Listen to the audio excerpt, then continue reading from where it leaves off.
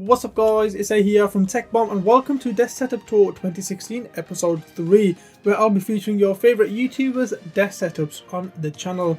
And if you're a YouTuber and you want your desk setup to be featured on the channel, then I'll leave a link for you down below. Today I'll be featuring the Tech Hole, who has a fantastic tech channel and does some really awesome PC builds and some tips and tricks. Well, without any further ado, over to you Dan. Hey guys, it's Dan from the Tech Hole, and today I'm going to be doing my desk setup tour for 2016. Also, a massive thanks to TechBomb for having me on his channel. If you're watching it on his channel, then I'm guessing there'll be an annotation to my channel here. And if you're watching it on my channel, then there's going to be an annotation to his channel here. Either way, I really recommend you click on whichever annotation because, well, I like my channel obviously, but I think his channel is really cool as well and has some excellent content. So without any further ado, let's get to it. So first of all, I'm going to start with my desk. I'm just going to put it out there and say I do not know what it's called.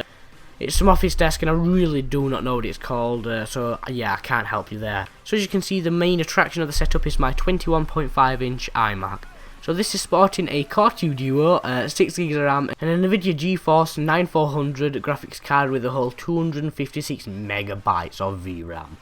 I'm going to be changing this computer to a PC in the next week or two. I've already got most of the parts. I just need to wait for rest parts to come and then build it, and then I'll be getting rid of this computer because it's just really struggling. But as you can see, connected to that computer we have my 21.5 inch Acer monitor. The model number is the K222HQl.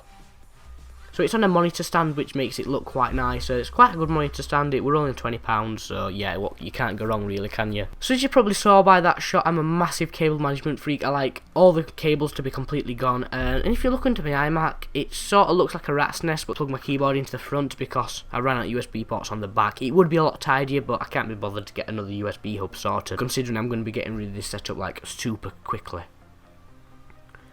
But if you look under my desk, I've got two holes that are specifically made to route the cables, you know, to the back of the desk, and you can't see any apart from those big chunky cables, which I don't mind. So you probably noticed my Xbox 360 doesn't look like a normal Xbox 360, and that's because it isn't. This is an Xbox 360 Slim that it's modded. You probably saw it has a carbon fibre skin on it, which looks really cool. It fits lovely, if that's even a word. It has a window that shows inside the disc, you know, so you can see the disc spinning around. It has loads of LEDs in, and it also has a custom fan.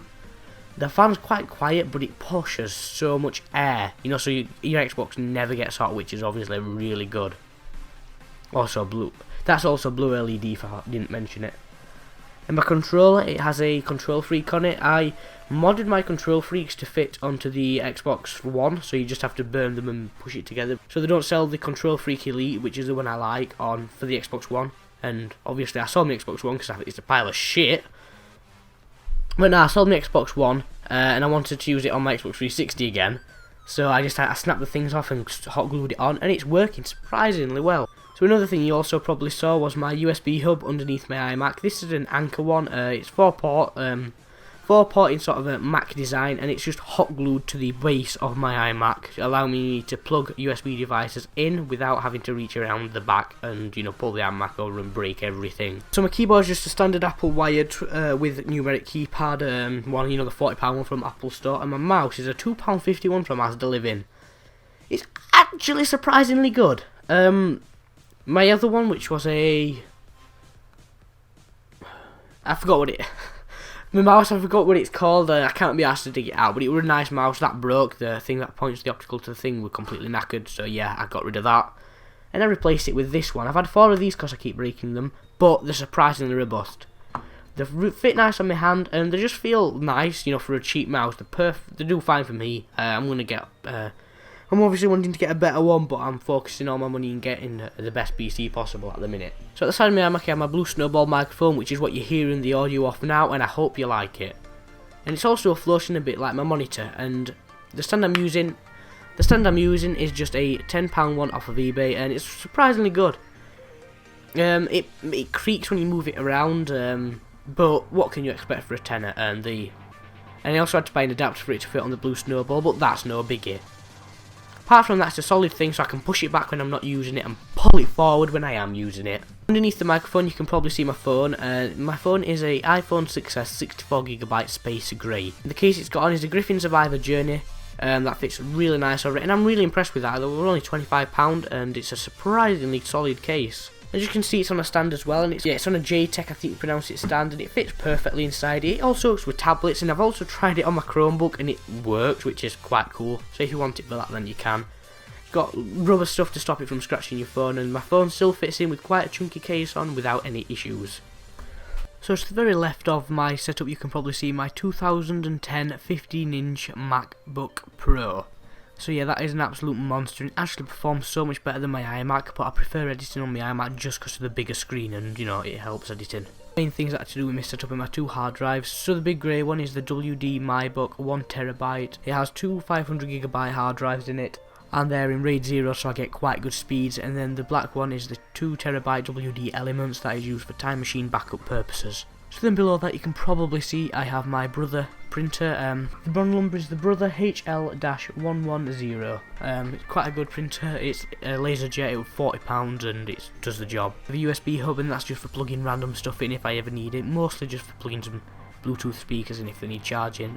So as you probably saw next to the hard drives, I have my cable box, and that just has loads of cables in that are extremely useful, like some audio jack cables, a lightning cable, USB cables, and absolutely brilliant to have in any setup whatsoever, because then you can, if you need a cable, you can just go in and get it. So we've just got a few smaller points now, and we're going to start off with the hard drive toaster. It's a really cool device that's let you, and it'll just let you connect your hard drives up pretty much like a toaster. You slot it in the top and voila, it's on your computer. So now at the side of my desk, you can see I have my KVM switch, which is used for using two computers with one set of peripherals, you know, so your keyboard, monitor, mouse and speakers and stuff like that. That's what it can do. So it's extremely handy if you're wanting to have a test bench or multiple computers. It's just quite a useful thing to have in a setup. So at the side of that I have my 10-port powered USB hub, so it's powered so I can charge my phones off it, and it's 10 ports so I can connect all of my external devices up to that and then have one lead straight to my iMac. Underneath that I have my 3-port extension cord that I got from Poundland. The only reason it's on Poundland is because the company pretty much just liquidated and got rid of it all. And it's actually quite good quality, you know, you can feel it's good quality and I trust it. So that's hot glued to the side of my desk, so that allows me, if I'm shooting a video, I can just connect my soft boxes up, and also if I just want to plug something in like a hot glue gun or my MacBook, then I can just simply do that and it's all done. So then I have my Ethernet switch, and that's a 5-port one that I got for free off my uncle. It's a brilliant thing, it's gigabit, so I have one cable running downstairs all the way upstairs, 3 stories, because the Wi-Fi up here sucks. And I've got it going to all my devices, so I've got one outside my bed, one at my entertainment setup, one at my desk, one going to my Xbox, and then one that I use in conjunction with my KVM switch.